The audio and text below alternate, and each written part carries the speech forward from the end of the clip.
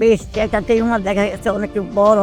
Biopsy পরীক্ষা করার পর ওনারা বললো যে আপনার ক্যান্সারের ভাইরাস আসছে, পাওয়া গেছে। ক্যান্সারের জীবাণু পাওয়া গেছে। হ্যাঁ, কেমো দিচ্ছি আমি, প্রথম একটা কেমো দিচ্ছি, পরে দেখি আমার শরীর খারাপ করে। জি, কারণ এই ওষুধ থেকে আমি আলহামদুলিল্লাহ ভালো আছি। আমি আরো 10 জন, আর যদি কেউ হয় এরকম আমি আরো তাকে যে আসতে চাই চলে কিনে এখানে আইসা আমি ভালো হচ্ছি, আরেকজন ভালো আমি সেটা অবশ্যই চাই। আসসালামু আলাইকুম ওয়া রাহমাতুল্লাহি ওয়া বারাকাতুহু। আমি ডক্টর মোহাম্মদ আসলাম। বর্তমানে বিশ্বনন্দিত ক্যান্সার চিকিৎসক অধ্যক্ষ ডক্টর এস এম সারোয়ার স্যারের চেম্বার গণস্বাস্থ্য হোমিওতে ক্যান্সার চিকিৎসক হিসেবে নিয়োজিত আছি। আল্লাহর রহমতে বর্তমানে আমরা সরাসরি চলে যাব আমাদের একটা রোগীর কাছে, যিনি কিনা আমাদের এখান থেকে চিকিৎসা নিয়ে আল্লাহর রহমতে উনি বর্তমানে সম্পূর্ণরূপে শারীরিক, মানসিক এবং প্যাথোলজিক্যাল বিষয়গুলোতেও সম্পূর্ণরূপে সুস্থ আছে। আসসালামু আলাইকুম। ওয়ালাইকুম আসসালাম ওয়া রাহমাতুল্লাহি ওয়া বারাকাতুহু। আম্মাজান কেমন আছেন আপনি? হ্যাঁ, আলহামদুলিল্লাহ ভালো। জি, আম্মাজান আপনার নাম কি? আমার নাম সাহারা বানু। সাহারা বানু। আচ্ছা, আপনার বাবার নাম কি? আমার বাবার নাম আলাউদ্দিন খান। আলাউদ্দিন খান। আপনার মায়ের নাম? আমার মায়ের নাম রবেদা খান। রবেদা খান। আচ্ছা আচ্ছা, আপনার বয়স কত চলতেছে বর্তমানে?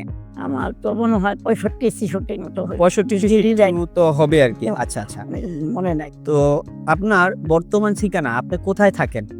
বর্তমান ঠিকানা হলো মিরপুর মিরপুর এক নম্বর। 1 নম্বরে। হ্যাঁ, মিরপুর 1 নম্বর, রোড নং 3, বাসার নাম 108। 108। হ্যাঁ, দক্ষিণ বিশিল। দক্ষিণ দক্ষিণ বিশিল। বিসিল। আচ্ছা আচ্ছা, ওইটা কি আপনার নিজের বাড়ি নাকি ভাড়া? নিজের বাড়ি। আমার বাবার বাড়ি। আপনার বাবার বাড়ি এখানে, মানে আপনার স্থানীয় ঢাকা মিরপুরে? হ্যাঁ। জি জি। আচ্ছা আচ্ছা, আপনি সর্বপ্রথম কি সমস্যা নিয়ে ডাক্তারের কাছে গিয়েছিলেন? আমি যখন প্রথম ডাক্তারের কাছে গিয়েছিলাম আরেক জায়গায়, আমি ডায়াবেটিস ডায়াবেটিস বারডেম হসপিটালে? হ্যাঁ, বাদেন। হ্যাঁ, আচ্ছা আচ্ছা, আমাদের এলাকায় আমার ওই ছিল টিউমার, ওই বেশ একটা টিউমার দেখা গেছে অনেক বড়।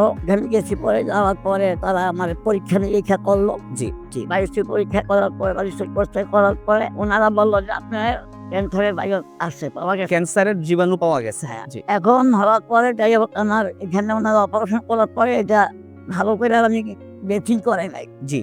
বেথিং না করার পরে আমার এই জায়গাটা একদম ফুলে গেছিল।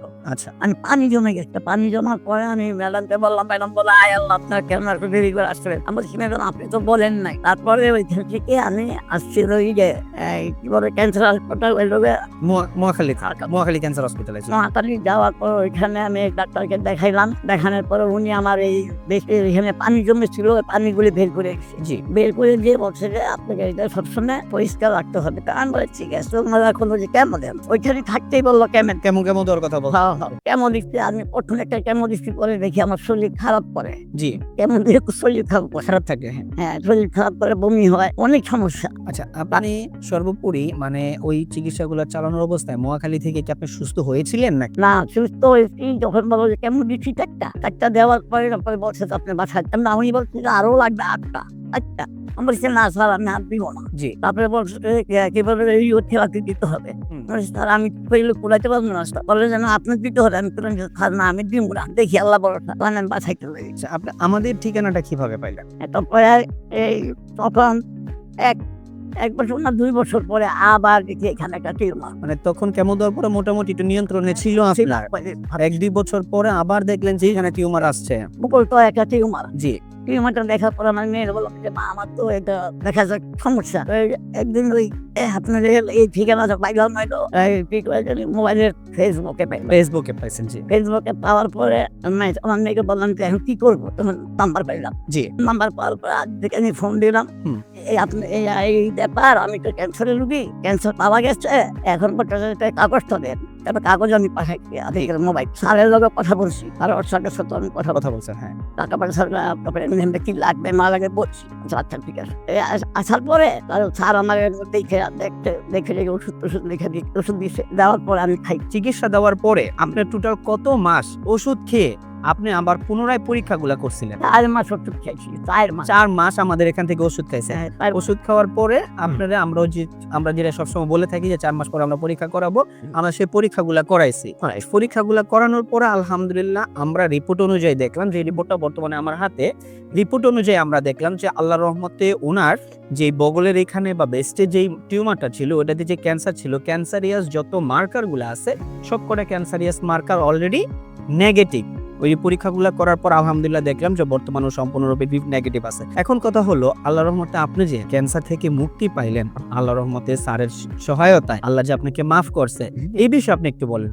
বিশ্ববাসীর কাছে আপনি কি বলতে চান? তাই বলতে চাই যে আল্লাহ রাব্বুল আলামিন যে আমাকে ভালো করছে, এখানে আইসা আমি খাইছি, হাড়ের ওষুধ খাইয়া ভালো হয়েছি। আমি চাই যে আমার মতো যখন ক্যান্সারের রোগীরা আরো আসুক, এখানে আইসি চিকিৎসা নিয়ে ওনারও আমার মতো ভালো হোক, সুস্থ হোক। আর তাকেও ধন্যবাদ, অনেক অনেক ধন্যবাদ। জানি না এটা আমার আল্লাহর হুকুম হয়েছে, এর জন্য আমি এখানে আসছি না। এইটাই আমার কথা। কারণ এই ওষুধ থেকে আমি আলহামদুলিল্লাহ ভালো আসছি। আমি আরো 10 জন, আর যদি কেউ হয় এরকম, আমি আরো তাকে যে আসতে চাই চলে কিনে এখানে আইসা আমি ভালো হচ্ছি, আরেকজন ভালো আমি সেটা অবশ্যই চাই। আপনারা আসেন, গণস্বাস্থ্য হোমিওতে দেখেন, আমাদের চিকিৎসা ব্যবস্থা দেখেন, আমাদের চিকিৎসা পদ্ধতি সম্বন্ধে জানেন এবং আমাদের এখান থেকে চিকিৎসা নেন। সুস্থ করার মালিক উপরআল্লাহ।